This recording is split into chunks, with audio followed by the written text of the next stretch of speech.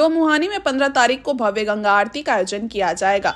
इसको लेकर आज एक प्रेस कॉन्फ्रेंस का आयोजन किया गया, जिसमें तैयारियों की जानकारी दी गई। बन्ना गुप्ता ने बताया कि लगातार चौथा साल है जब उनके द्वारा दोमुहानी में गंगा आरती का आयोजन किया जा रहा है। हर वर्ष की तरह इस बार भी हजारों की संख्या में श्रद्धालुओं की पहुंचने की उम्मीद है। कार्यक्रम को भव्य और आकर्षक बनाने के लिए विशेष सजावट की जा रही है। साथ ही सुरक्षा और श्रद्धालुओं की सुविधाओं का भी पूरा ध्यान रखा जाएगा। बन्ना गुप्ता ने लोगों से अपील की है कि अधिक से अधिक संख्या में पहुंचकर गंगा आरती में शामिल हों और इस धार्मिक आयोजन को सफल बनाएं। 15 तारीख को दोमुहानी का तट एक बार फिर आस्था और भक्ति के रंग में रंगा नजर आएगा, जहां दीपों की रोशनी और मंत्रोच्चार से वातावरण गूंज उठेगा। जितना ज्यादा से ज्यादा आम लोगों का जुड़ाव इन नदियों से होगा, नदियां संरक्षित और निर्मल और स्वच्छ बनी रहेंगी, यही इसके मुख्य उद्देश्य है।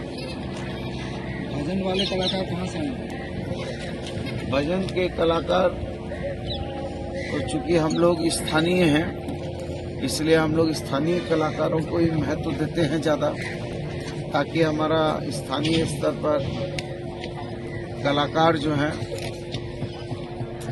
हिस्सा ले सकें। और अभी हमारे एक कलाकार और इस शहर के जाने माने प्रतिष्ठित कलाकार रमेश दास जी का भी निधन हो गया है।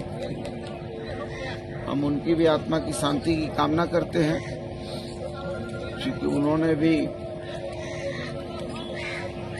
महाशिवरात्रि का पर्व है, मैं इसकी बहुत शुभकामना देता हूं। और पूर्व की तरह इस वर्ष भी गंगा आरती का आयोजन भव्य तरीके से दोमुहानी के इस पवित्र घाट पर, दो नदियों का यहाँ समागम है, यहाँ किया जाता रहा है, आगे कल भी होगा, जो समय शाम 5 बजे से आयोजित है।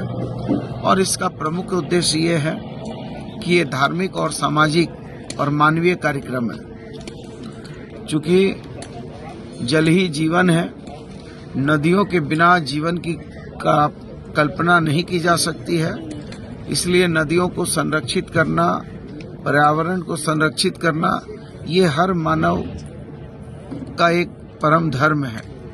उसी के तहत नदियों से लोगों का रिश्ता बना रहे और नदियों को संरक्षित करने में आम लोगों की भूमिका रहे, नदियां प्रदूषित होने से बचें और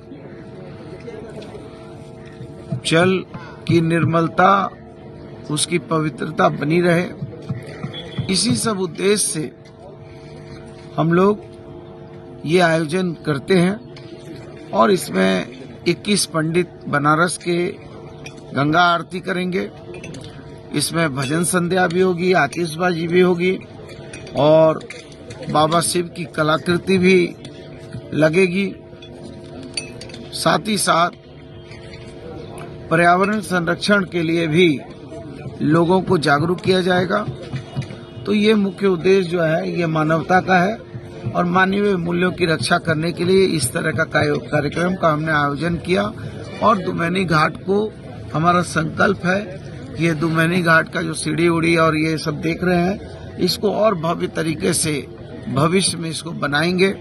इसके लिए हम वचनबद्ध हैं, संकल्पबद्ध हैं। और मेरी बहुत तमन्ना है कि एक समय ये इतना रमणीक स्थान बने कि आम लोग जब कभी भी आएं तो आपको हजारों हजार लोग यहाँ धार्मिक अनुष्ठान में भी दिखाई दें, सामाजिक अनुष्ठान में भी दिखाई दें और शरीर को बलिष्ठ और मन को खुश करने के लिए भी दिखाई दें। और मुझे खुशी होती है कि अब जो है यहाँ लोगों का आना जाना थोड़ा बढ़ा है और उसी कारण कुछ गरीब लोग भी यहाँ अपनी दुकान वगैरह भी लगाने लगे हैं।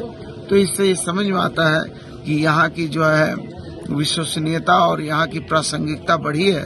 और इसके लिए मैं लोगों से आह्वान करता हूँ कि आइए हम सब मिलकर संकल्पबद्ध तरीके से इस दोमुहानी घाट को बिल्कुल एक ऐसा रमणीक स्थान बना दें जो आम लोगों के लिए एक बेहतर और सुंदर और सुखद पहलू बन सके।